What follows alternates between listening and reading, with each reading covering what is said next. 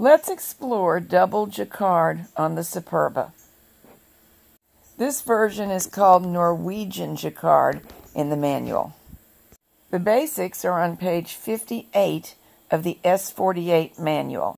Today I'm working on Norwegian jacquard on the Superba knitting machine. We're going to do it without the light box for the simple reason that I don't have one, but I'm going through the steps in the manual for doing it with hand selection.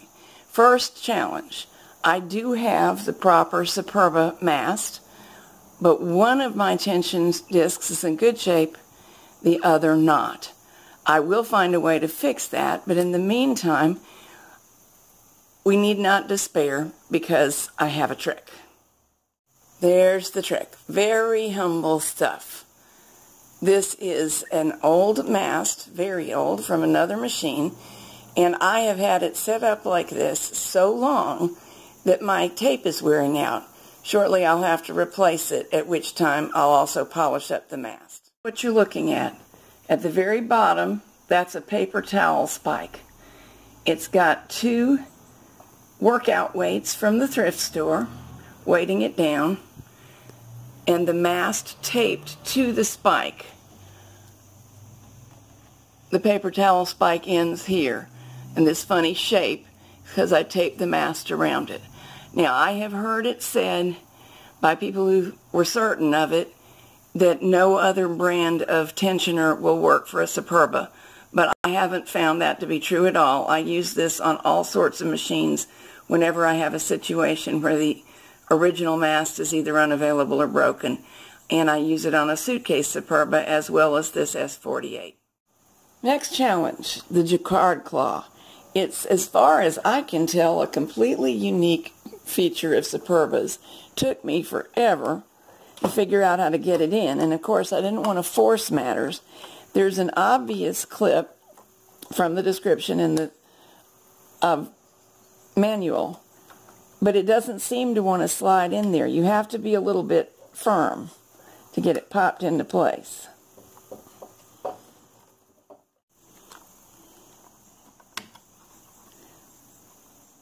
There we go. There we go. This line should be up. The big one of the points should be towards the carriage. And this is in the back carriage that we do this. Here's our yarn guide. Now let's make sure the Jacquard Cloth passes the needles when they're knitting normally. And also they may need to be moved to upper working position or forward working position, or also known as working position 2, and all is well. In this position, the claw isn't completely stable. It can move to and fro. That's okay. In fact, it's a feature. I'm actually going to remove the claw now, a little downward press and then out, because we're supposed to start this as full needle rib without the claw. For full needle rib, we rack the beds so that when all the needles come forward on both beds, they will alternate and not hit each other. Knit across. A zigzag row has formed, zigging and zagging between the needles. Now I'll go off camera and hang the comb and weights. With the weights on there, you can see the yarn is now pulled down firmly between the beds. Now the other side should knit. At this point you can knit more circular rows if you want. I'm going to go ahead and go straight to full needle rib. And for this I'm going up to stitch size 4/4. By the way, this yarn is Tam Estilio. First one will be stiff because we're knitting off the cast on. And after that, it's smooth sailing. At this point, we make some changes. Cancel this key on both beds by hitting 0.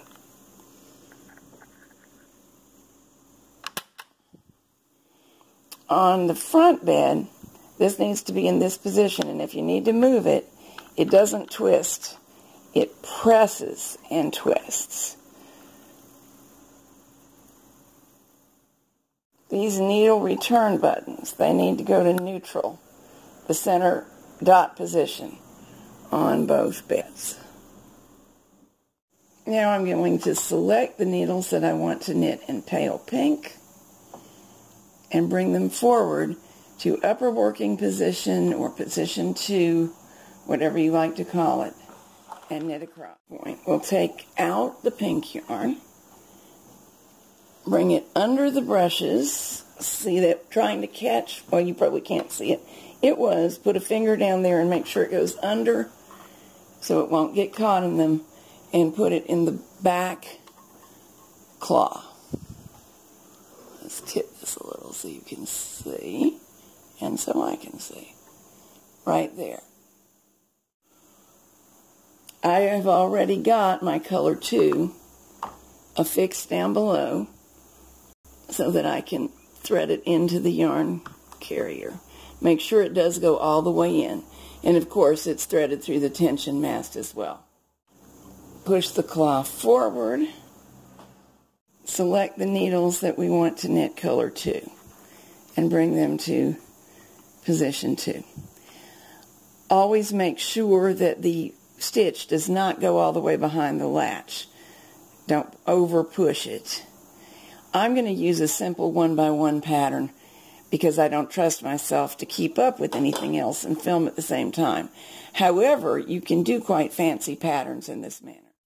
Should be all ready to go. Knit to the right. And see what that claw was doing? Basically just keeping color 1 out of the way while we used color 2. Let me see if I can get you in closer. And yes, you can see that some needles knitted color 2. And those that are showing color 1 actually didn't knit at all this row. Selecting the alternate set of needles, I'm going to knit with color 2 again.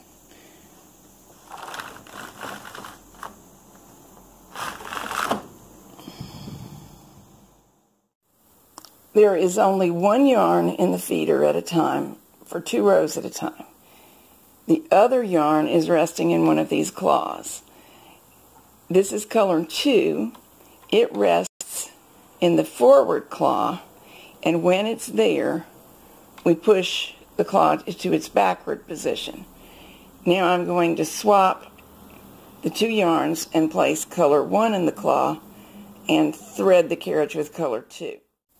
So now color 2's threaded, color 1's just sitting here, in my case sort of hung on the clips that join the 2 carriages.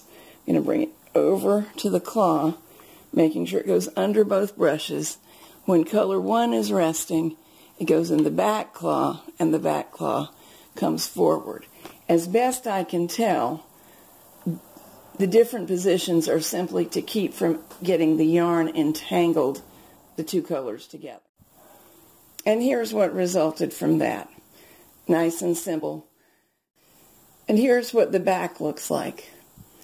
This, of course, is just unraveling where I unceremoniously dropped the work off of the machine. But the fabric looks like that. One very nice thing about this fabric is it doesn't roll at all, and it adds a little bit of pleasant heft, even if using very thin yarns. Try to knit my initial, the letter K, into this fabric using this technique. I've drawn a grid, as you can see. Here's how I plan to use it. Each of these rows on the chart will be 2 rows selecting the dark pink, plus 2 rows selecting for the light pink. Let's see how this turns out. I've finished knitting my letter. You can see the last of it. With the letter done, we can keep the fabric similar by resetting the back bed for normal knitting and leaving the front bed exactly as it already is. Now I'll just knit a few rows, get this off, and we'll see how I did. Basically, it worked. What you're looking at here is I knew that I dropped 2 stitches and I just kept going. So those drop stitches are held on this needle. And in real life, if the project were part of something, I would go ahead and fix them properly. The K worked, but here's a lesson learned. Of course, it comes out backwards. I did not account for that. I just selected it in the order that I saw it on my paper. It worked like this. If I were going to do it again, it being a K, I could just flip it, work like that, and it would come out correctly. The point being, whatever you select will come out as a mirror image of what you select. Here's the back of the fabric, same as before. Quick review of what we've learned so far. The Jacquard Cloth mainly functions to keep the two yarns untangled and out of each other's way. Color not being used is stuck in that, while the other one is normally threaded. In order for manual selection to work correctly, we cancel all the other keys.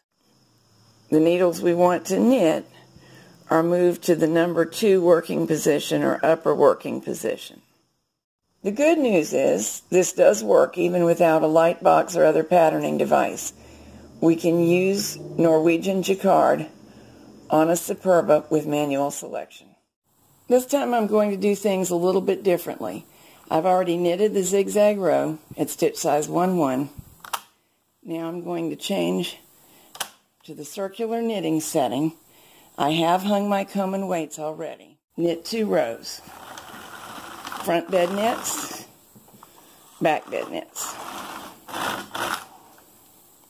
Make sure that nothing hung up anywhere. That stitch didn't quite knit off. I'll help it. Same down here. Pulling down on the weight to make sure it's settled. Now, that cast on is complete. In order to get fabric similar to the part that's going to have double jacquard, I really think it's best to change settings now. I'll set up both beds to knit as though knitting double jacquard, but I'm not changing colors yet. So, these in the up position, these in the neutral position, this in the 0 position. What's going to happen is that because nothing is selected here, these buttons will cause automatic alternate needle selection. One set going one way, one set going the other way. So I'll get the backing we're accustomed to getting on double jacquard.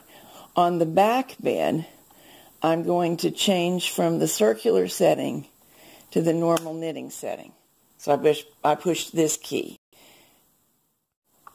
And of course we need to remember to change stitch size on both beds. Now we start the selection process. The front bed is already set up properly, and I've selected the keys, the needles, that should knit on this row. I want to make sure that I mention something here. The method in the manual involves changing the needles you select every single row. So here I am selecting the batch that did not knit from left to right. Now I'm on the right, ready to knit the dark pink, and I selected the alternate batch.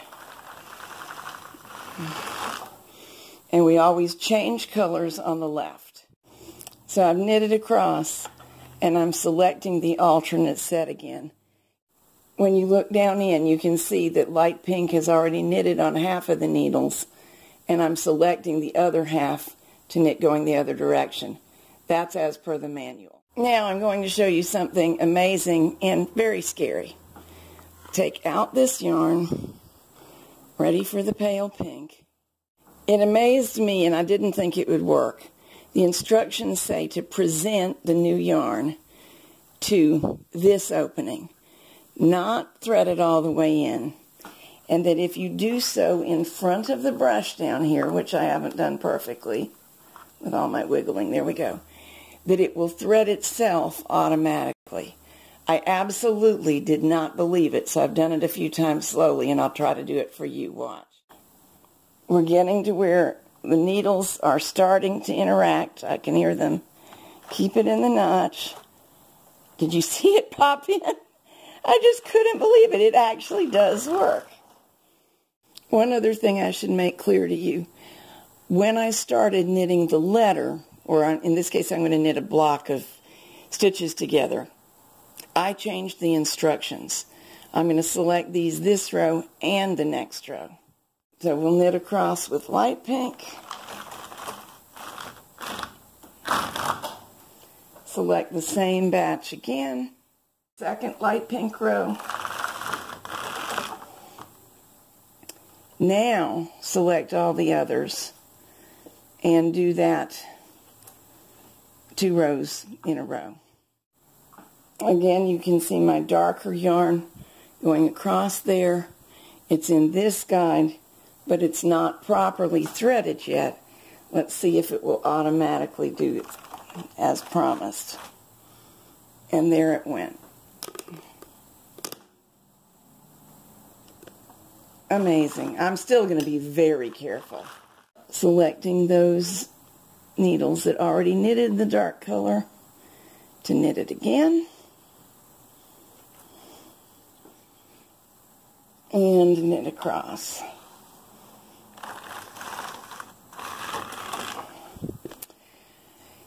Doing 2 rows at a time with the same selection, alternating with another 2 rows with the alternate selection and the alternate color, does change the fabric slightly, but only slightly. It seems to work fine, in fact. So here's the swatch we just made. Manual instructions, and where I changed them to do a block. There's a good chance to look at what happened by beginning with a tubular cast on and transitioning straight to the fabric that we did, and then on into jacquard. And you can see its non-roll features, that the width of the cast on is pretty good compared to the fabric, except where I got this extra fuzz in there somehow. I don't know why fuzz is always in my life. Here we are back looking at my letter, and you can see at some angles, much more than others, that when you use colors as dissimilar as this, the coloration is not continuous up the sweater. There's a little bit of show-through of the darker color from behind in this case. There you go. Trying to hold it so you can see it, because in real life it's pretty noticeable, and you need to be aware of that when choosing colors, or do something that makes the color shading behind seem logical and like part of the design rather than like an accident. This is the back of the letter K, the left-hand swatch. And remember, I was selecting the same needles for 2 rows and then changing every 2 rows. This is the back of the part done as per the manual.